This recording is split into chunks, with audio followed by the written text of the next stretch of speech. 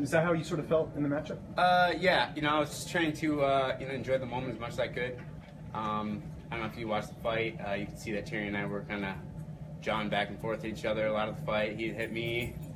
I'd tell him, he had like a girl. I'd hit him. He'd, blow kiss to me. So it was honestly, it was a fun fight.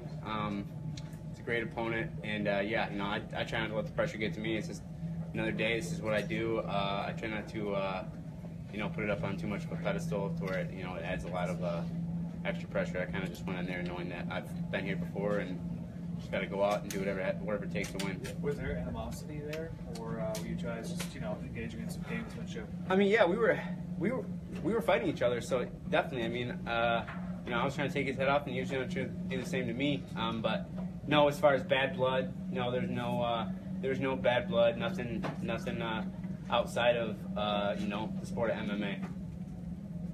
As far as the the fight itself, the takedown seemed to really be the difference in the fight. Was that sort of the focus going in? Is knowing that you could out wrestle him? Yeah, I knew 100% that I could out wrestle him, and that I can out wrestle almost anybody at the bantamweight division.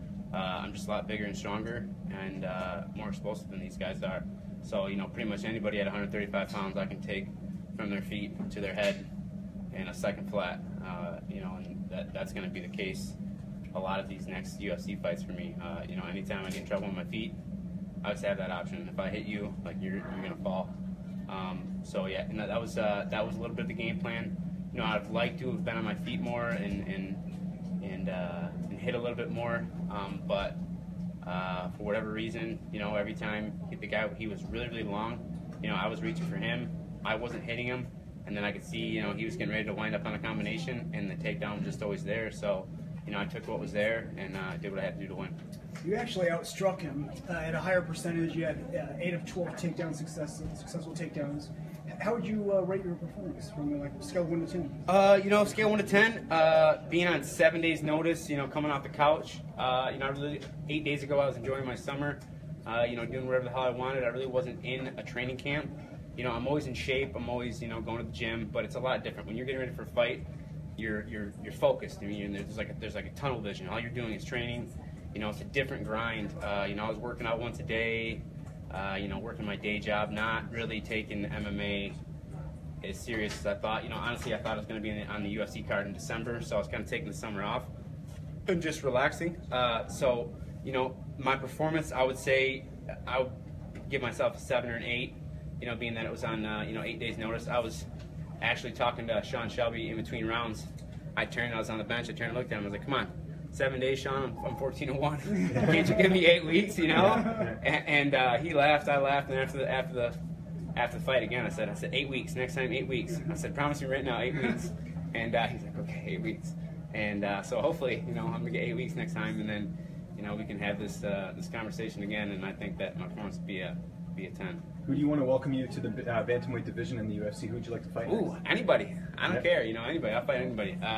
Ideally for me coming into the UFC, it was like I was either going to fight a guy like Terry Ware, who was also making his debut, or I was going to fight a guy that's in the top 10. You know what I mean? Those are the two things that in my head I really wanted to do, and I did get one of them. I did get another debut guy in Terry Ware, and I'm really happy that I got this opportunity. But my next fight, I want a name or I want another guy that just had one fight. You know what I mean? So I don't want the really tough guy that's on the cusp of everyone knowing who he is. I want the guy that's on my level, or I want someone in the top 10. Cody, you said a minute ago that you have a part-time job or a day job even. What is that? So I work for a family restoration business, and in the summertime we're always really busy. So I tend to. I'll spend a few days in Grand Rapids, and I'll go home and I'll go back to my house in Metro Detroit and train. And it just so happened that for 2 weeks before I got this phone call, all I was doing was working, basically, working and enjoying my summer. And then of course I'm on the job, and then my manager calls me and says, "Hey, you're fighting in the UFC next weekend." I was like, "Oh shit, are you serious? Okay, all right, well." I started doing medicals right now. I'm headed to the gym, and 8 days later, here I am talking to you guys. Is it back to work on Monday? No. I think I earned a vacation. Like I said, I work for my family, so I'm gonna walk into the stands here in a little bit, and I'm gonna shake my dad, give him a big kiss, and tell him I quit. And the plan is to fight on that Michigan card that's coming up later Yeah, this year. December. Just you've sort of been the face of Michigan MMA as far as the regional scene goes. What can people expect for that card and the turnout? Like it's a very big MMA scene. I'd like to see all the Michigan guys that are on the border. I'd like to see all those guys, on that card. I have nothing but love for everyone in Michigan. Michigan MMA. I want to see Michigan guys do good. So I'd like to see as many local guys as possible on that card. There's a lot of us now. There's a lot of guys in Michigan that are popping up in the UFC, and it's just this year too. There's 4 or 5 people from Michigan now that are in the UFC, and I think there's going to be a lot more because Darren Cruikshank and everyone at Michigan Top Team, we're breeding killers. There's a lot of tough guys coming up. When you only have 8 days notice, what do you put the focus on? I mean, there's only so much you can do with your body in 8 days. So what is it that you actually try to do?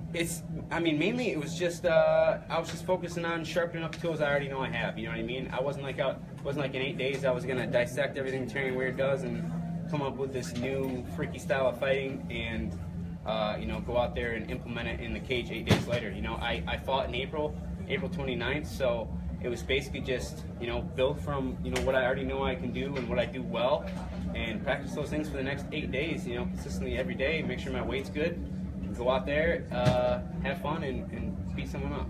Were you being serious? Are you quitting your job and training full-time? I basically already do train full-time, but it just so happened that before I got this phone call, I was working a lot more than I was training. There was just a couple of jobs that were really big and had to get completed, and I was helping a lot more. But I pretty much do train full time. I would say I train 10 out of 12 months full time, and work full time 2 months of the year. So my situation has already been like ideal for training for MMA. So like when I tell my dad I quit, I've told him it before too. So.